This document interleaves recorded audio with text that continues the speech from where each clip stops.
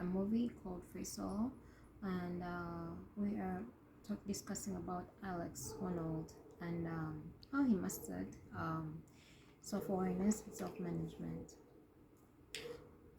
Through this, I noticed that it took part in the fact that he was aware of his behaviors and patterns and emotions. And this was showcased in how he actually listed how he was as a child, as his whole life. He has been a person who is shy, who is introverted, where melancholy was actually, company, and, how his emotions were in and out, and how he didn't know how to actually communicate.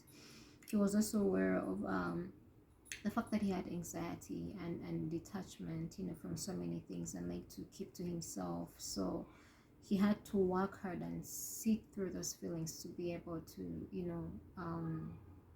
deal with them. And that he had to do that through extending his comfort zone. He actually had the drive. He used that awareness of his behaviors, of his patterns, of his emotions to be able to manage himself and deal with whatever that he was experiencing.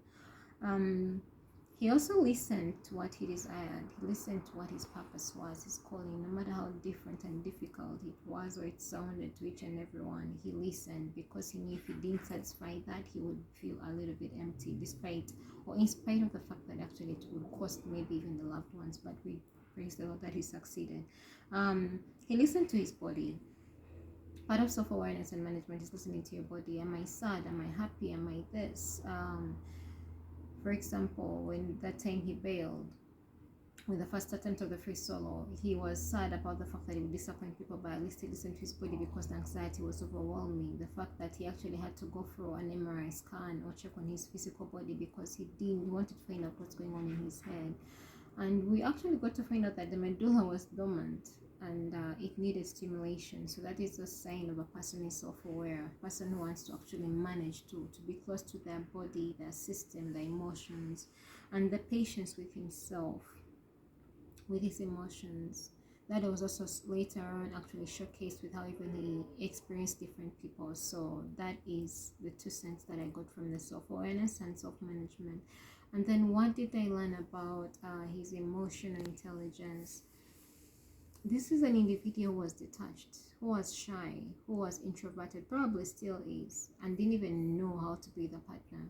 But they taught themselves how to be empathetic. They taught themselves how to be compassionate. They taught themselves how to communicate so as to be able to associate with others. I remember the comment of, I did not know how to hug someone, neither did I know why they hug until about 20 something. But I had to teach myself to do that because it made people feel a certain type of way. So this is an individual who didn't focus on the I, but focused on the we. I'm in this environment, I'm in this space. How do I be able to, engage and give, or understand those that are around me, that are expressing themselves to me, that are choosing to be in my space? How do I be able to give them back? How do I be able to make them inclusive without me walking the path of my personal detachment? And he dared to understand and communicate even when he wasn't aware of his emotions. That was seen very much when they were showing us a little glimpse about him and his interaction with the partner. And he was considerate and apologetic with the team, especially the time when he bailed. He knew that I'd worked hard, that taken the journey. Everyone was hands on deck, but despite the fact that the body failed, he was kind enough. He was good enough. He was straightforward enough to say, you know what, I cannot be able to do this. And then the third question was about the lessons in regards to self-leadership and leadership. The use of self-awareness and management is a guide. As a person who is you're a self-leader. It's a guide.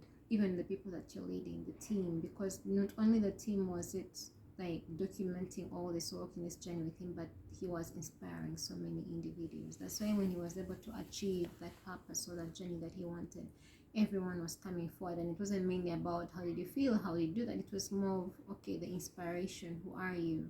Those are the kind of questions, because the inspiration was huge to different individuals. And then passion is a guide to fulfilling that which you desire, or a purpose. If you don't have passion for something, then that is an empty journey that you're taking. And Alex showcased that vividly. And then compassion and empathy towards others. Lacking them is not an excuse. A person who came from a place, I remember the mother saying he was never expressed to emotions or anything. He was detached in every way. But he taught himself that. He taught himself how to be compassionate. He taught himself how to be empathetic.